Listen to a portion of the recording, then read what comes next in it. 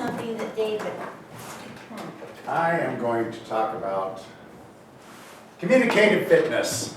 It's not on the list, but it's something all of us are familiar with, aren't we? Now, how do you stay communicatively fit? Yeah. How do you vigorously get to that point?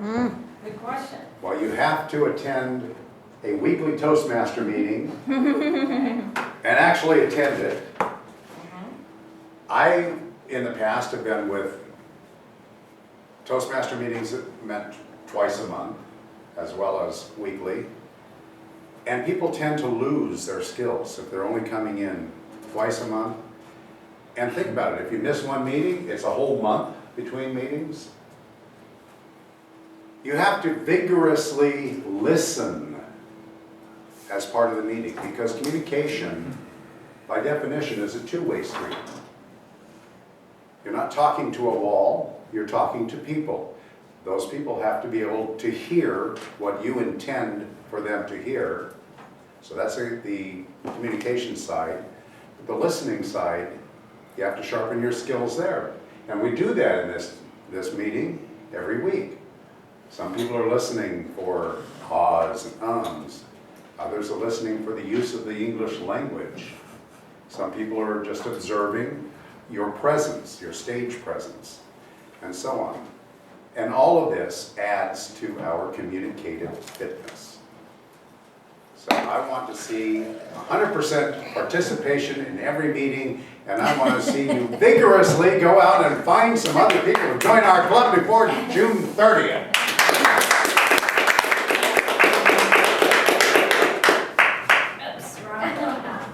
Saying it was 1:45. Could I have a timekeeper's report, please? It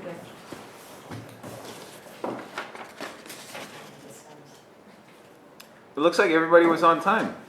Great. Don't forget to vote, everybody. Word of the day. This word of the day And the word of the day, yes? was done by everybody but Lee, unless I missed I said You it. missed it. I said it silently. Mm-hmm. Oh, silently. something. Be the judge of that. Anyway, did. everybody else, I did hear the word. All right, everybody, please remember to vote. And now I'd like to reintroduce our Toastmaster, David.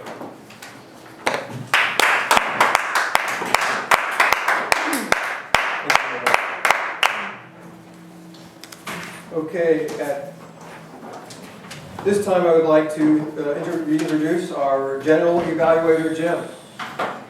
Oh, Jim.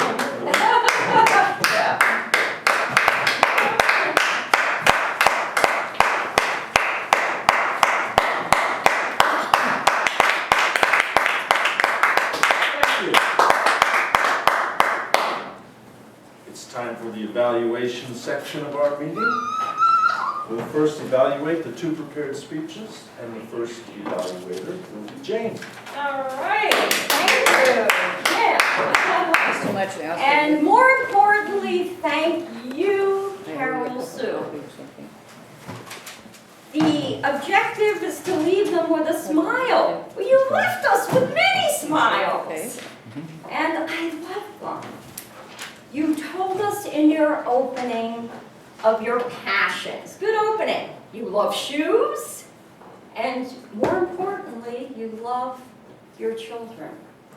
And you communicated that in a very heartfelt way. How thank you so much. How important it is to have these loving relationships. So good opening. You use short and vivid expressions that kept the pace going. Whether old or young, short or tall, when you love your children. Excellent use of pacing. I would make a comment, don't lean on the lectern when you're talking, or use it for moral support. You don't need it. In fact, you don't need your notes. Throw them out. You told us first about Heather, who's your mother-like figure. And I would have liked to see a funny story about her with that, because you described her very well. You did use humor, which I love very much, when you said her phone hugs are better than phone sex. That's wonderful. I love that. What an original expression. Again, you used her short words to describe her character. She cooks, she cleans, she sews, she shovels, she snows, she does everything. Good, vivid expressions. In contrast, there's Erin, the opposite child. He lives off the grid. You have to do your homework, but boy, what a talented artist. My goodness, he is brilliant. And I loved to see those pictures. I just wanted you to blow them up. Blow up the pictures so we can see them. They're amazing. So you gave very good examples of the kind of art that he does. I just wanted to see it blown up. Right. You gave good physical language when you described the big trees, good body language, excellent use. When you got into the story of Erin, you put away your notes, and that was wonderful.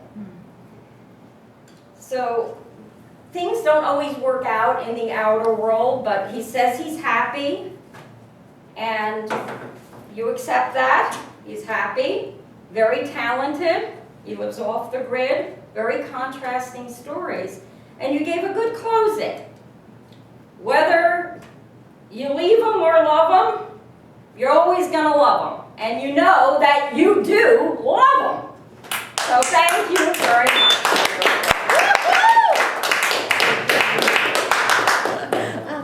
On the button. 3:30. Yeah, you did it. 3:29. Yeah. Oh, There you go. he wasn't up there, so. Our second evaluation will come from Pam.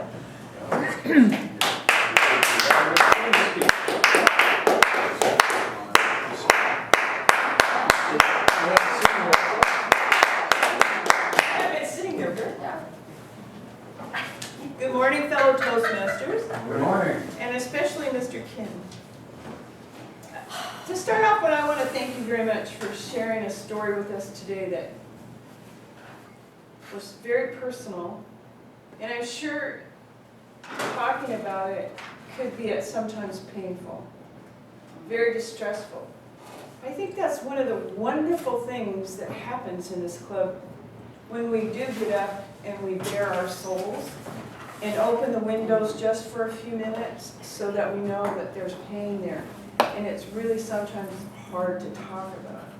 But what a wonderful story that you told from the heart. I have to say that I felt that this was one of those classic, I'm going to tell you from the heart stories, and this is how this went. When you opened up, I think you had everybody in the audience in tow.